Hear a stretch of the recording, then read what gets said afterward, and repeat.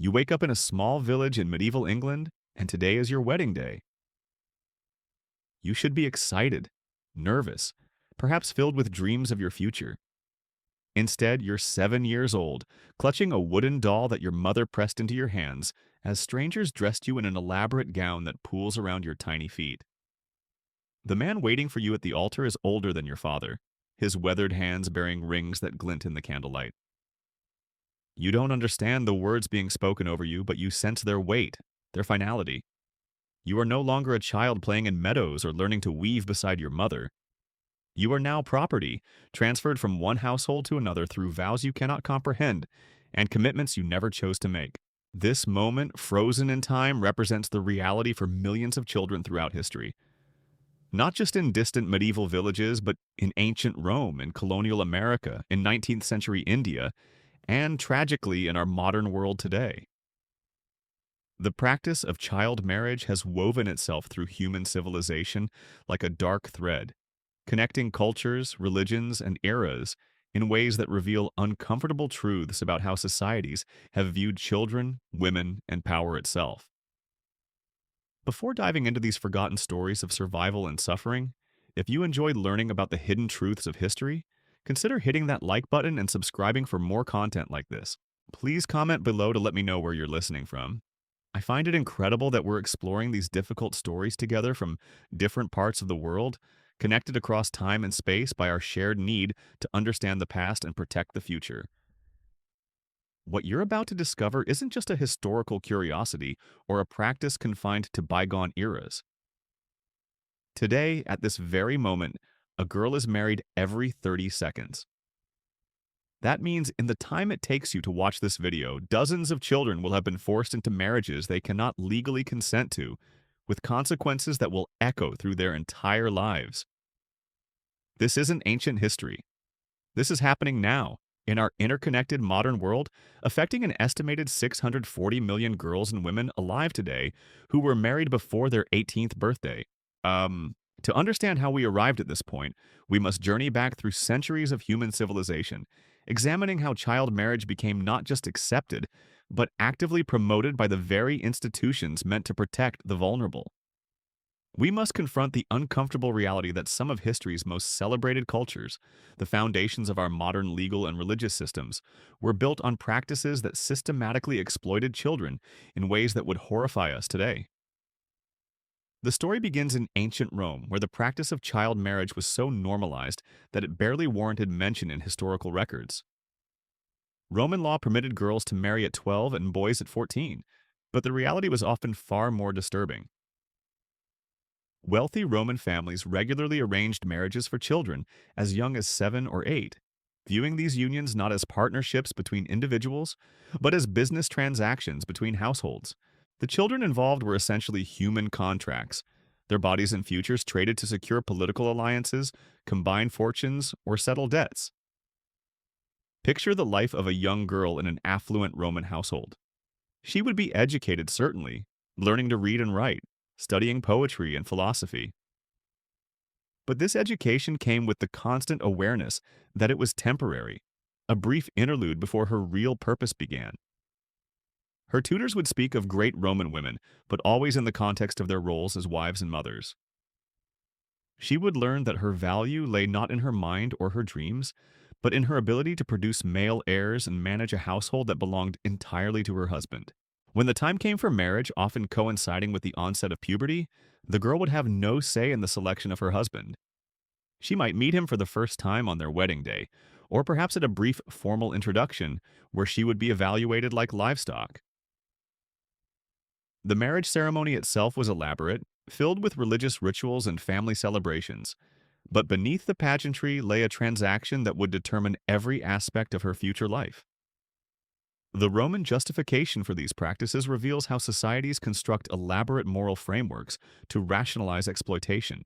They argued that early marriage protected girls from sexual impropriety, that it secured their financial future, and that it served the greater good of Roman civilization by ensuring proper bloodlines and family alliances. These same arguments would echo through centuries of human history, adapted to different cultures and belief systems, but always serving the same fundamental purpose: maintaining systems of power that benefited some at the expense of the most vulnerable. Medieval Europe inherited and expanded upon these Roman traditions, creating a complex web of canon law, civil regulation, and cultural practice that made child marriage not just legal but often mandatory.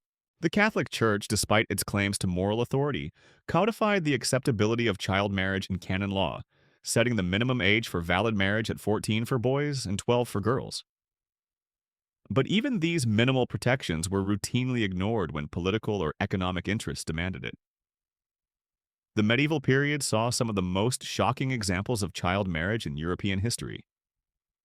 2-year-old children were carried to churches and helped to recite vows of future consent. 4-year-olds were married to secure family fortunes or prevent political disputes. The Church developed elaborate theological justifications for these practices, arguing that marriage was a sacrament that transcended earthly concerns about age or consent. Consider the case of Isabella of Valois, who became Queen of England at the age of 6 when she married Richard II. Her story, which we explored in detail in previous content, illustrates how even royal children were not protected from these arrangements. Isabella was torn from her family in France, thrust into a foreign court, and expected to fulfill the role of queen, despite being barely old enough to understand what marriage meant. Her subsequent life was marked by political upheaval, personal loss, and the constant pressure to produce heirs for dynasties that viewed her primarily as a vessel for continuation of royal bloodlines. But Isabella's story, tragic as it was, represents the experiences of privileged children. For the vast majority of girls throughout medieval Europe, child marriage meant something far worse. They were often married to much older men, sometimes their own relatives, in arrangements that served purely economic purposes. A 13-year-old might be married to save her father from debt, with court records showing families stating they would have been undone otherwise. A 4-year-old could be betrothed because one party offered the other good living, though this prosperity often failed to materialize, leaving children trapped in marriages that brought neither security nor happiness. The economic drivers of medieval child marriage reveal the brutal calculus that governed these decisions. Parents viewed daughters as financial burdens who would eventually leave the household, while marriage brought immediate economic relief through dowries and reduced the number of mouths to feed. Younger girls often commanded higher dowries because they had fewer skills and less education, making them more valuable in a twisted marketplace where childhood itself became a commodity. These medieval practices were not confined to Europe. Across the globe, different cultures developed their own variations of child marriage, each adapted to local conditions but serving similar functions of consolidating power, managing resources, and controlling female sexuality. In ancient China, girls as young as 13 were married to preserve family honor and secure political alliances. In pre-Islamic Arabia, child marriage was common among tribal groups seeking to strengthen clan relationships and ensure the protection of vulnerable community members. The spread of major world religions added new layers of justification to these practices. Christianity, Islam, Judaism, and Hinduism all developed theological frameworks that permitted or even encouraged early marriage under certain circumstances. Religious authorities argued that marriage provided spiritual protection for young people, preventing them from falling into sin and ensuring their proper development as faithful believers. These religious justifications proved particularly powerful because they transformed economic and political arrangements into sacred duties, making resistance appear not just impractical but impious. The colonial period introduced new complexities to the global practice of child marriage.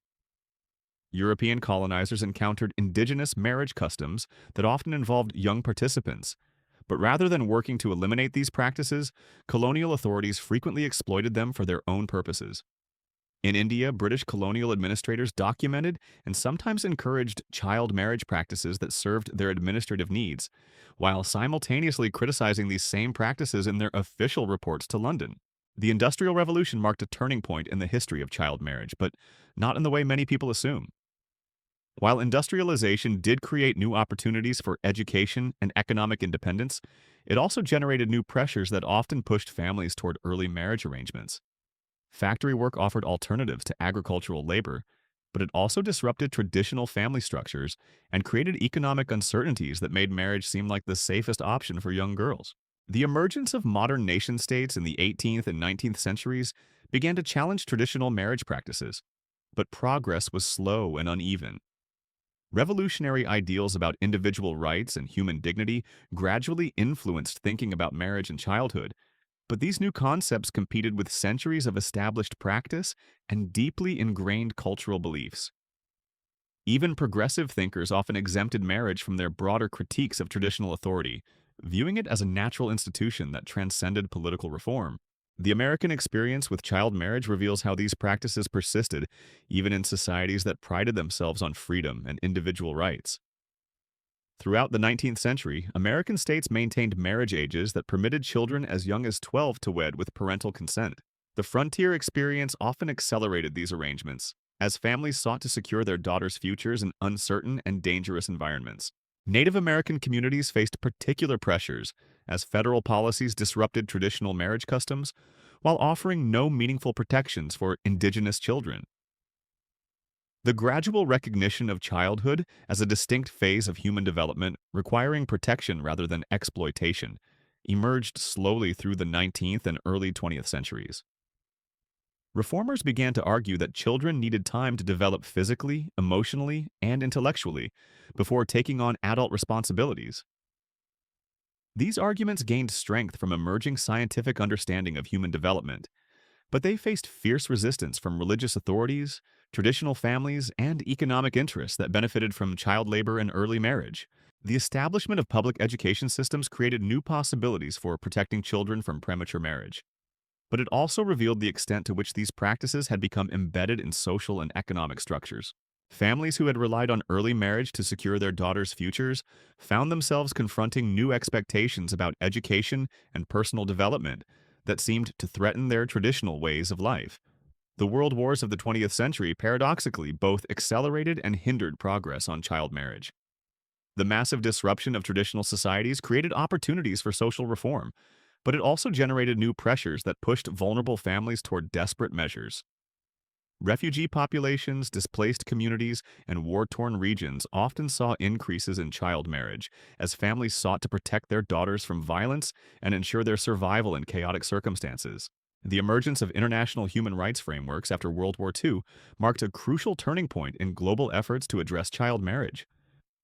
The Universal Declaration of Human Rights and subsequent international treaties established principles of individual consent and human dignity that directly challenged traditional marriage practices. However, the gap between international law and local practice remained enormous, with millions of children continuing to face forced marriage despite legal protections. The decolonization movements of the mid-20th century created new opportunities for addressing child marriage, but they also revealed how deeply these practices had become embedded in cultural and religious traditions. Newly independent nations struggled to balance respect for traditional customs with commitments to human rights and gender equality. Many countries adopted laws prohibiting child marriage while simultaneously maintaining parallel legal systems that permitted these practices under religious or customary law. The story of child marriage throughout history reveals fundamental tensions about childhood, gender, power, and human agency that continue to shape our world today. These practices emerged from complex interactions between economic necessity, political calculation, religious belief, and cultural tradition. Understanding this history is crucial not because it excuses or justifies these practices, but because it helps us recognize the deep structural forces that must be addressed to finally end child marriage in our modern world. As we continue this exploration in the next part of our series, we will examine how these historical patterns manifest in contemporary global practices, investigating the specific regions and communities where child marriage remains most prevalent, and understanding the modern forces that perpetuate this ancient practice. We will also explore the devastating consequences that child marriage continues to have on individual lives and entire societies, drawing connections between historical patterns and present-day realities that affect millions of children around the world. The transformation from historical practice to modern crisis becomes starkly apparent when we examine today's global landscape, where ancient justifications collide with contemporary realities in ways that reveal how little has truly changed for the world's most vulnerable children. In Niger, the nation with the highest child marriage rates globally, more than three-quarters of girls are married before their 18th birthday, with nearly 30% becoming wives before they reach 15. These aren't medieval statistics pulled from dusty archives. These are children living right now in 2024, whose lives are being shaped by the same forces that governed marriage practices in ancient Rome. The numbers tell a story that should shock anyone who believes we've progressed beyond our historical brutalities. Every 30 seconds, somewhere in the world, a child becomes a bride. In the time it takes you to make coffee in the morning, 12 children have been married. During your lunch break, 72 more join their ranks. This isn't happening in some parallel universe or distant timeline. It's occurring in the same world where we send people to space, cure diseases with gene therapy, and carry supercomputers in our pockets. Bangladesh presents perhaps the most heartbreaking contemporary example of how historical patterns persist with devastating efficiency. Here, every 2 out of 3 marriages involve children, creating a society where childhood marriage is not the exception, but the norm. The statistics read like casualty reports from an invisible war. 49% of women between 25 and 29 were married by age 15. These women, now adults, carry the physical and psychological scars of marriages that began when they should have been learning to read, playing with friends, or discovering their own interests and abilities. The ripple effects extend far beyond individual suffering. When a girl in rural Bangladesh is married, she loses an average of 0.22 years of education. For each year her marriage is delayed. This might seem like a small number, but multiply it across millions of girls, and you're looking at the systematic destruction of human potential on a scale that rivals any natural disaster. These lost years of education translate into reduced economic opportunities, limited healthcare access, higher maternal mortality rates, and decreased decision-making power within families and communities. The health consequences alone should terrify anyone with a basic understanding of human development. Girls aged 10 to 14 are 5 to 7 times more likely to die in childbirth compared to women over 20. Read that again. 7 times more likely to die simply because their bodies are not ready for the trauma of pregnancy and birth. These aren't abstract medical statistics. They represent real children whose bodies are being destroyed by biological processes they're too young to handle. When we examine the leading causes of death among girls aged 15 to 19 globally, complications from pregnancy and childbirth rank at the top. Not accidents, not disease, not violence in the traditional sense, but the violence of forcing children to become mothers before their bodies and minds are ready. The infant mortality rate jumps 60% higher when the mother is under 18, creating cycles of death that compound across generations. Iran provides another window into how legal frameworks often serve as elaborate facades, hiding systemic abuse. While the official marriage age is set at 13 for girls and 15 for boys, the reality includes documented cases of girls below age 10 being married. The border provinces show the highest concentrations of these practices, often in communities struggling with illiteracy, poverty, and social instability. Here we see how modern states can maintain the appearance of progress while permitting the continuation of practices that would be considered criminal in other contexts.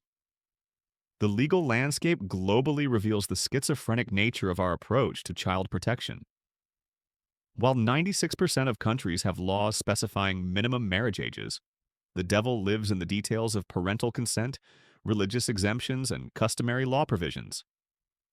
In 146 countries, girls younger than 18 can marry with parental consent. In 52 countries, girls under 15 can be legally married if their parents agree. These aren't loopholes. They're intentional policy choices that prioritize parental authority over child welfare. The gender discrimination embedded in these laws exposes the underlying assumptions about male and female roles that drive child marriage practices. 59 countries currently permit girls to marry at younger ages than boys, reflecting deeply ingrained beliefs about female sexuality, economic value, and social purpose. These legal disparities didn't emerge randomly. They codify centuries of thinking about girls as primarily valuable for their reproductive capacity, and boys as needing more time to develop their economic and social capabilities. Religious exemptions create parallel legal systems that effectively nullify civil protections for children. In the Philippines, Muslim girls can marry at puberty while the general population must wait until 21 without permission. Tanzania permits Muslim and Hindu girls to marry at 12, with consummation delayed until 15. These religious carve-outs aren't ancient traditions that somehow persisted. They're modern policy choices that explicitly prioritize religious authority over universal child protection standards. The economic drivers of contemporary child marriage mirror those that shaped historical practices, but with modern twists that make them even more insidious. In communities where families struggle with extreme poverty, daughters represent both economic burdens and potential sources of relief. The dowry system in many cultures creates perverse incentives where younger girls command higher prices, making early marriage economically advantageous for desperate families. Parents facing crushing debt, crop failures, or medical emergencies may see marrying off a daughter as their only option for survival. Climate change has emerged as a new driver of child marriage, adding environmental crisis to the ancient cocktail of poverty and desperation. Droughts, floods, and other climate disasters destroy livelihoods and displace families, creating conditions where child marriage appears to offer security and protection. When harvests fail and families face starvation, marrying a 10-year-old daughter to an older man with resources can seem like the difference between life and death for the entire family. Conflict zones present particularly horrifying examples of how child marriage adapts to modern circumstances. The Yemeni civil war has created conditions where families marry off daughters not just for economic relief but for physical protection. Parents believe that marriage will shield their girls from rape, kidnapping, and other violence associated with warfare. The tragic irony is that marriage often exposes these children to different forms of violence while stripping away their few remaining sources of protection and support. The intersection of poverty and child marriage creates vicious cycles that trap entire communities in patterns of disadvantage. Girls who marry young are more likely to drop out of school, limiting their future economic opportunities. They're more likely to experience domestic violence, less likely to access health care, and more likely to have children who will also be married young. These individual tragedies compound into community-wide patterns that perpetuate poverty, limit development, and maintain the very conditions that drive child marriage in the first place. Sub-Saharan Africa contains 8 of the 10 worst child marriage hotspots globally, with countries like the Central African Republic, Chad, and South Sudan showing rates that would be unimaginable in more stable regions. In these fragile states, child marriage occurs nearly twice as often as in stable countries, revealing how political instability, economic collapse, and social breakdown create perfect storms for the exploitation of children. The failure of education systems to protect children from early marriage represents one of the most tragic missed opportunities in modern development efforts. Studies consistently show that keeping girls in school is one of the most effective methods of preventing child marriage. Yet millions of girls worldwide lack access to quality education that extends beyond primary levels. Where schools exist, they're often unsafe, under-resourced, or culturally inappropriate for girls approaching adolescence. The psychological consequences of child marriage extend far beyond the immediate trauma of forced union with older partners. Girls who marry before 15 are 50% more likely to experience intimate partner violence, creating patterns of abuse that can last entire lifetimes. They're more likely to develop serious psychiatric disorders, including depression, anxiety, and personality disorders that reflect the fundamental disruption of normal psychological development. The isolation experienced by child brides compounds their vulnerability in ways that historical child wives might not have faced. Modern child brides often find themselves cut off from educational opportunities, peer relationships, and family support systems that could provide alternatives or assistance. Unlike historical periods when extended families and tight-knit communities might have offered some protection, contemporary child brides may find themselves completely dependent on husbands and in-laws who view them as property rather than family members. Modern communication technologies create new dimensions of control and abuse that historical child wives never faced. Child brides may be monitored through social media, isolated from online educational resources, or exposed to forms of digital abuse that compound their physical and emotional suffering. At the same time, these technologies offer potential avenues for escape and support that didn't exist in previous eras, creating complex dynamics between oppression and liberation. The medical understanding of child development makes contemporary child marriage even more inexcusable than historical practices. We now know with scientific precision how pregnancy and childbirth affect developing bodies, how trauma impacts brain development, and how educational deprivation limits cognitive growth. This knowledge makes modern child marriage not just a continuation of historical practices, but a conscious choice to ignore scientific evidence about human development and child welfare. International aid and development programs often inadvertently perpetuate the conditions that drive child marriage while claiming to address them. Programs that focus on economic development without addressing gender inequality may actually increase child marriage rates by raising dowry values. Educational initiatives that don't address safety concerns may push families toward early marriage as a form of protection. Well-meaning interventions can backfire when they fail to understand the complex social and economic systems that sustain child marriage practices. The globalization of culture and economics has created new pressures that both challenge and reinforce child marriage practices. Exposure to global media and educational opportunities can inspire families to delay marriage and invest in girls' education. However, economic globalization can also destroy traditional livelihoods and increase inequality in ways that make child marriage more attractive to struggling families. The same forces that connect the world and spread progressive ideas about human rights also create economic disruptions that drive vulnerable families toward desperate measures. The role of technology in perpetuating modern child marriage reveals how ancient practices adapt to contemporary tools with devastating efficiency. Dating apps and social media platforms designed to connect people have become hunting grounds for predators seeking child brides. In some regions, families advertise their daughters online like merchandise, posting photos and descriptions that reduce children to lists of desirable traits and economic value. The same digital revolution that promised to liberate humanity has created new marketplaces for human trafficking, disguised as traditional marriage arrangements. Consider how the internet has transformed the mechanics of arranging child marriages while preserving their fundamental brutality. Where historical matchmakers operated within limited geographic areas, modern marriage brokers can connect families across continents, expanding the potential market for child brides exponentially. A family in rural Bangladesh can now arrange their daughter's marriage to a man in urban Malaysia, with negotiations conducted through encrypted messaging apps that leave no paper trail for authorities to follow. The sophistication of these modern networks should terrify anyone who believes technology automatically promotes human progress.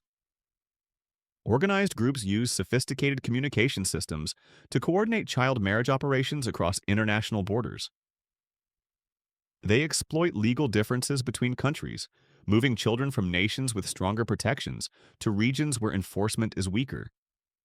They use legitimate cultural and religious organizations as cover for trafficking operations that would have been impossible in pre-digital eras. The COVID-19 pandemic exposed how quickly progress on child marriage can be reversed when societies face crisis. School closures left millions of girls without the protection that education provides, while economic disruption pushed desperate families toward marriage as a survival strategy. In some regions, child marriage rates increased by as much as 25% during lockdown periods, representing thousands of additional children forced into marriages they cannot escape. The pandemic also revealed how fragile the systems designed to protect children really are. Social services, legal protections, and educational programs that took decades to build were swept away in months by a global health crisis. Girls who might have been protected by school attendance, social worker visits, or community support programs suddenly found themselves isolated with families facing unprecedented economic pressure. The result was a surge in child marriages that will echo through generations. Migration and refugee crises create particular vulnerabilities that predators exploit with ruthless efficiency. Syrian refugee camps have become centers of child marriage activity, with families believing that marriage will protect their daughters from the violence and uncertainty of displacement. The breakdown of normal social structures in refugee populations creates environments where child marriage can flourish without the traditional community oversight that might have provided some protection in stable societies. The international response to refugee-related child marriage reveals the limitations of current protection systems. Humanitarian organizations often lack the resources, legal authority, or cultural understanding necessary to intervene effectively in child marriage cases. When they do intervene, they may inadvertently create new vulnerabilities by separating children from families without providing adequate alternative support systems. The role of remittances in driving child marriage patterns demonstrates how global economic systems can incentivize the exploitation of children. When family members working abroad send money home specifically for daughters' weddings, they create economic pressures that can accelerate marriage timing. Families may arrange marriages earlier than they otherwise would to take advantage of available funds, treating remittances as opportunities to solve the problem of unmarried daughters. The medicalization of child marriage through practices like hymen reconstruction surgeries reveals how modern healthcare systems can become complicit in abuse. In some cultures, medical professionals perform procedures designed to make child brides appear virginal to their husbands, using medical expertise to facilitate marriages that violate every principle of medical ethics. These procedures cause additional trauma to children who are already victims of systematic abuse. The emergence of temporary marriage contracts in some religious communities creates new forms of legalized child abuse that exploit religious exemptions in secular legal systems. These arrangements, sometimes lasting only hours or days, provide religious cover for what amounts to ritualized rape of children. The temporary nature of these contracts allows perpetrators to avoid the legal consequences of permanent marriage while still accessing children for sexual exploitation. The role of social media in normalizing child marriage represents perhaps the most insidious aspect of contemporary practices. Platforms that should be protecting children instead showcase elaborate wedding ceremonies featuring child brides, presenting these events as cultural celebrations rather than human rights violations.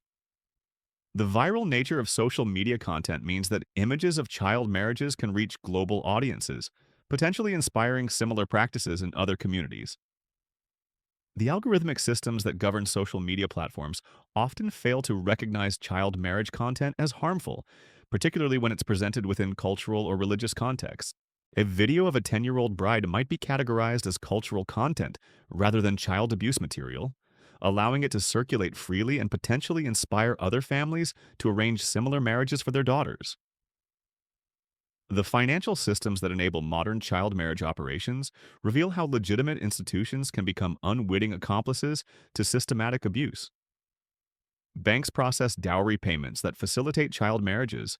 Money transfer services enable cross-border marriage arrangements, and credit systems may actually incentivize families to marry daughters early to access funds for other needs. The integration of child marriage into normal economic systems makes it much harder to detect and prevent than isolated criminal activities.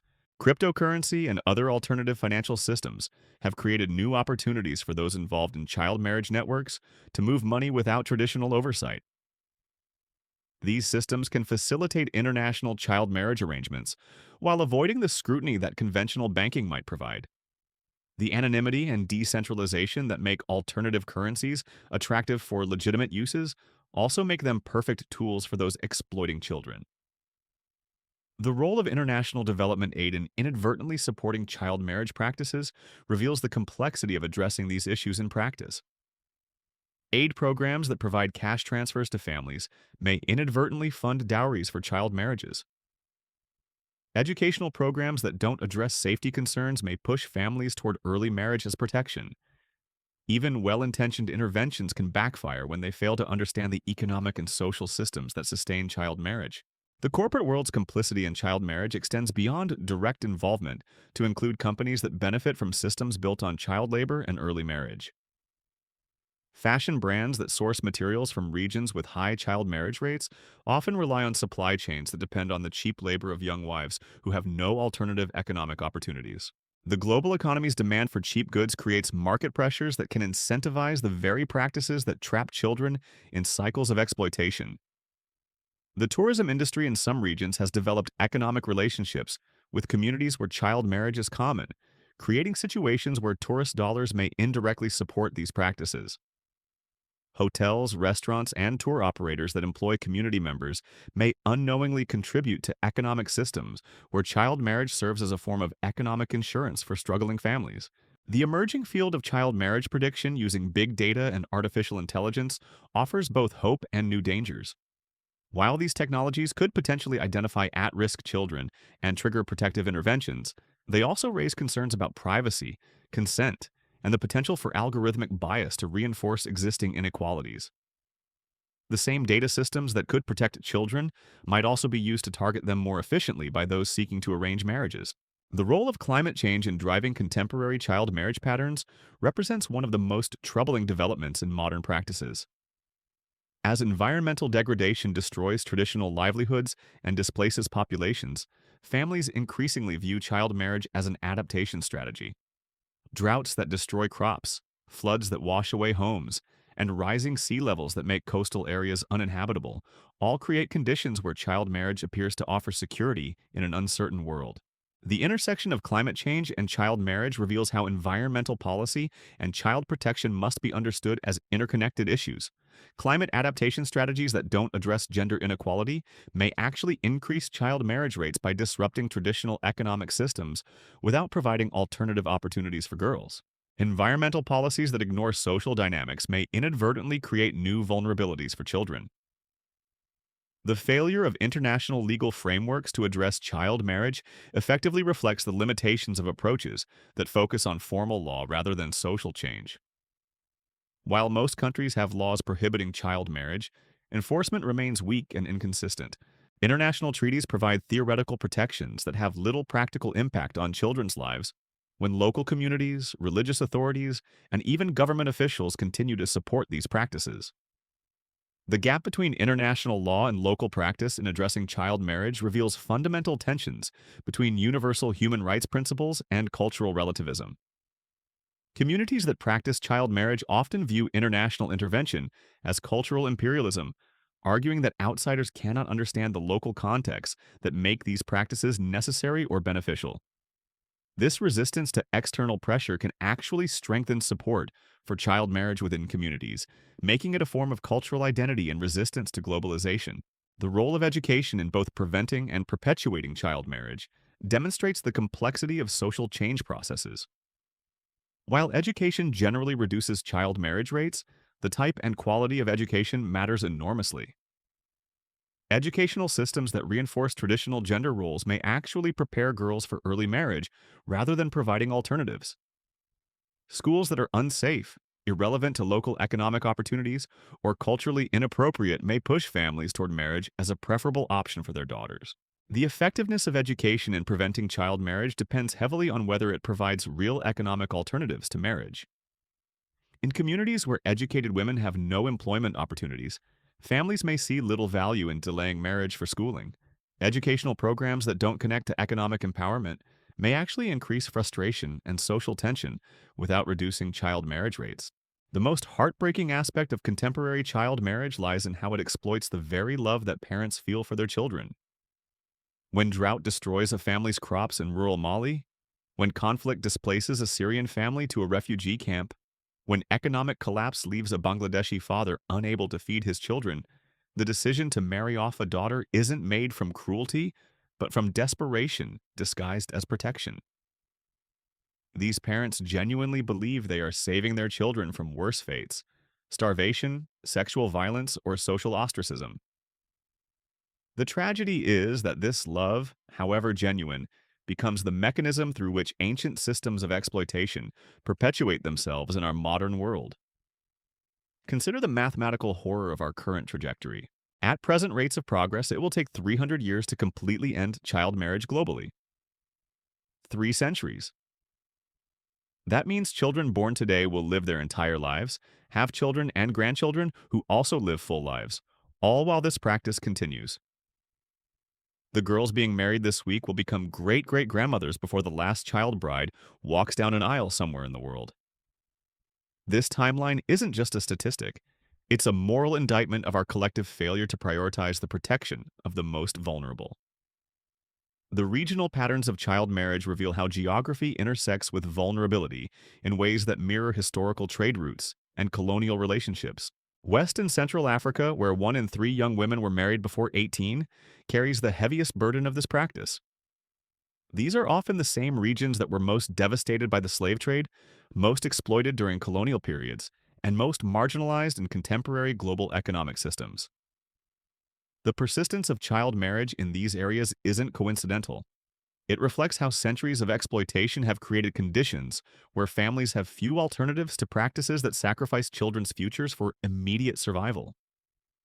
Eastern and Southern Africa follow close behind, with 29% of young women married before 18, while South Asia accounts for 26%. These statistics represent millions of individual stories: girls whose names we'll never know, whose dreams were never recorded, whose potential was traded away before they even understood what they were losing. Each percentage point represents thousands of children whose childhoods ended the moment marriage vows were spoken over them. The technology sector's role in modern child marriage reveals how innovation without ethical oversight can amplify humanity's worst impulses. Smartphone apps designed for matchmaking have become tools for trafficking children across international borders. Social media platforms that promise to connect humanity have become marketplaces where families advertise their daughters like commodities. Dating websites that should help adults find companionship have become hunting grounds for predators seeking child brides. The sophistication of these digital operations should terrify anyone who believes technology inherently promotes human progress. Criminal networks use encrypted messaging apps to coordinate child marriage operations across continents. They exploit differences in legal frameworks between countries, moving children from nations with stronger protections to regions where enforcement is weaker. They use cryptocurrency to transfer dowry payments without traditional banking oversight, making these transactions nearly impossible to trace or prevent. The COVID-19 pandemic exposed how quickly decades of progress on child protection can be reversed when societies face existential threats. School closures left millions of girls without the protection that education provides, while economic devastation pushed desperate families toward marriage as a survival strategy. In some regions, child marriage rates increased by 25% during lockdown periods, representing tens of thousands of additional children forced into unions they cannot escape. These weren't just statistics. They were real girls whose futures were sacrificed to pandemic-related desperation. The pandemic also revealed the fragility of the systems designed to protect children. Social services that took decades to build were swept away in months by economic collapse. Legal protections that seemed robust proved meaningless when courts closed and enforcement agencies faced budget cuts. Educational programs that had successfully kept girls in school disappeared overnight when governments redirected resources toward immediate health crises. Perhaps most tragically, the pandemic demonstrated how child marriage can accelerate during precisely the moments when children most need protection. As families faced unprecedented economic pressure, as normal social structures collapsed, as communities struggled with illness and death, children became increasingly vulnerable to exploitation disguised as tradition. The very crises that should have triggered additional protections for children instead created opportunities for those who profit from their suffering. The role of climate change in driving contemporary child marriage represents one of the most ominous developments in modern practices. As environmental degradation destroys traditional livelihoods and displaces populations, families increasingly view child marriage as an adaptation strategy to an uncertain world. Droughts that destroy crops create economic pressures that make daughters seem like burdens to be relieved through marriage. Floods that wash away homes force families into refugee situations where marriage appears to offer security. Rising sea levels that make coastal areas uninhabitable create displacement patterns that separate children from protective community structures. These climate-driven marriages often involve additional vulnerabilities that historical child marriages might not have included. Climate refugees may find themselves in unfamiliar communities where traditional protections don't apply. Families displaced by environmental disasters may lack the social networks that might have provided alternatives to early marriage. Children separated from extended families during climate emergencies may lose the advocates who might have intervened to prevent or delay marriage arrangements. The intersection of environmental crisis and child marriage reveals how seemingly separate global challenges interconnect in ways that multiply human suffering. Climate policies that ignore gender dynamics may inadvertently increase child marriage rates by disrupting traditional economic systems without providing alternatives. Environmental adaptation strategies that don't address social inequality may actually accelerate the very practices they should be helping to eliminate. The failure of international institutions to address child marriage effectively reflects deeper problems with how the global community approaches systematic human rights violations. Despite decades of treaties, conventions, and international agreements, child marriage continues at rates that would trigger massive humanitarian responses if they involved any other form of child abuse.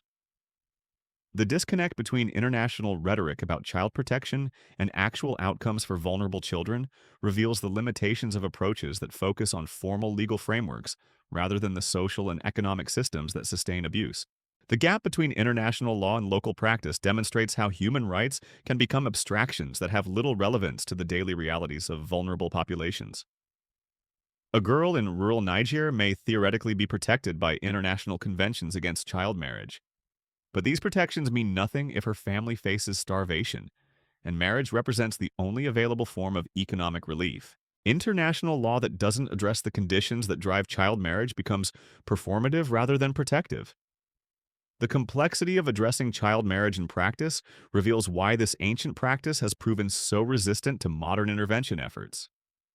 Unlike other forms of child abuse that are clearly criminal, child marriage often occurs within legal frameworks that explicitly permit these practices under certain circumstances. Religious exemptions, parental consent provisions, and customary law systems create parallel legal structures that can override child protection measures. The same legal pluralism that respects cultural diversity can become a shield for practices that systematically harm children. The economic integration of child marriage into legitimate financial systems makes these practices particularly difficult to detect and prevent.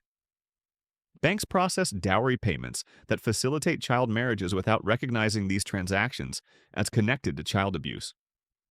Money transfer services enable cross-border marriage arrangements that may involve trafficking of minors. Credit systems may actually incentivize families to marry daughters early to access funds for other needs, making financial institutions unwitting accomplices to systematic exploitation. The role of legitimate businesses in sustaining economies that depend on child marriage reveals how global supply chains can perpetuate practices that would be illegal in the countries where goods are ultimately consumed. Fashion brands source materials from regions where child marriage is common, often relying on supply chains that depend on the cheap labor of young wives who have no alternative economic opportunities. The global economy's demand for inexpensive goods creates market pressures that can incentivize the very practices that trap children in cycles of exploitation. The tourism industry's relationship with communities where child marriage is prevalent creates additional moral complexities. Hotels, restaurants, and tour operators that employ community members may unknowingly contribute to economic systems where child marriage serves as a form of social insurance. Tourist dollars that support local economies may indirectly fund practices that harm children, creating ethical dilemmas for travelers who want to support developing communities without enabling abuse. The emergence of artificial intelligence and big data analytics in child protection efforts offers both unprecedented opportunities and new dangers. These technologies could potentially identify at-risk children and trigger protective interventions before marriages are arranged. Predictive algorithms could analyze patterns of school dropout, economic stress, and social indicators to flag families likely to arrange child marriages. Early warning systems could alert authorities to communities facing conditions that historically accelerate child marriage practices. However, these same technologies raise profound concerns about privacy, consent, and the potential for algorithmic bias to reinforce existing inequalities. Data systems that could protect children might also be used to target them more efficiently by those arranging marriages. Surveillance technologies designed to prevent abuse could become tools for controlling and monitoring vulnerable populations.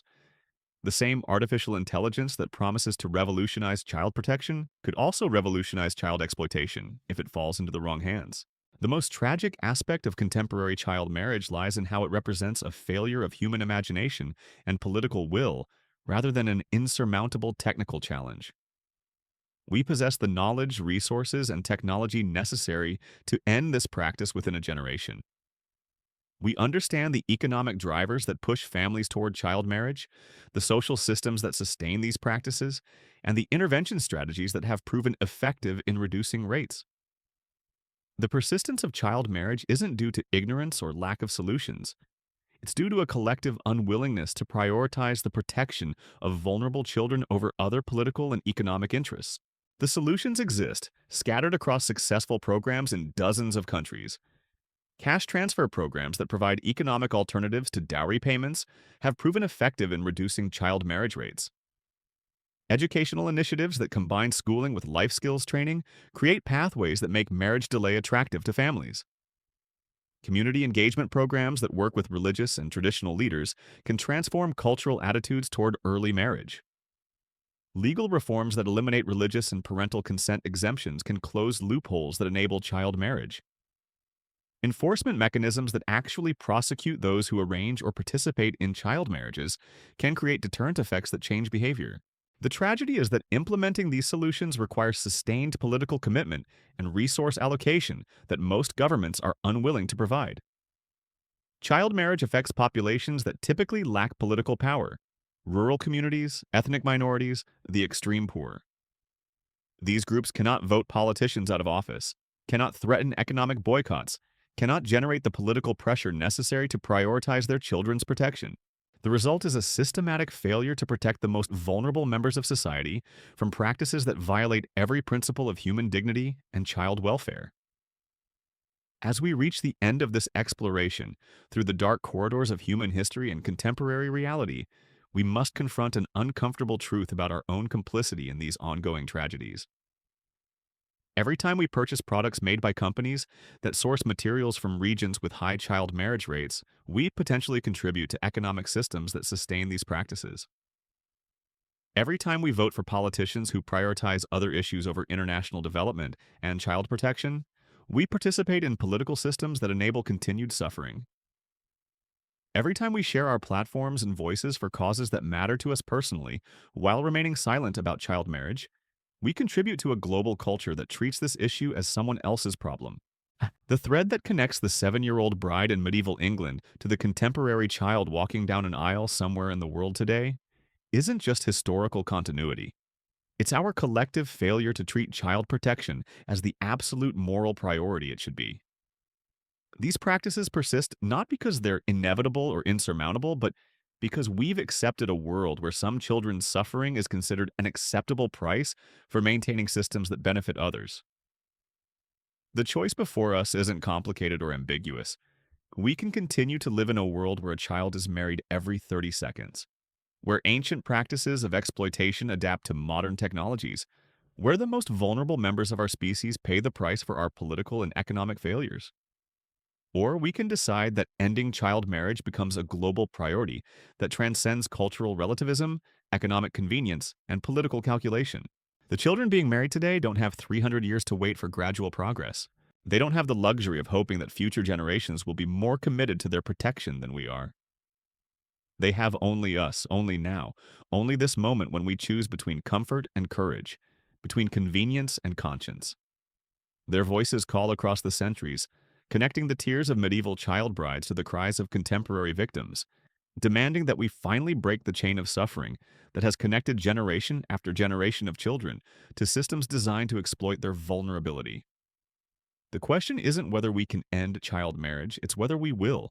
The answer lies not in the corridors of power or the meeting rooms of international organizations, but in the choices each of us makes about what kind of world we're willing to accept and what kind of future we're willing to fight for.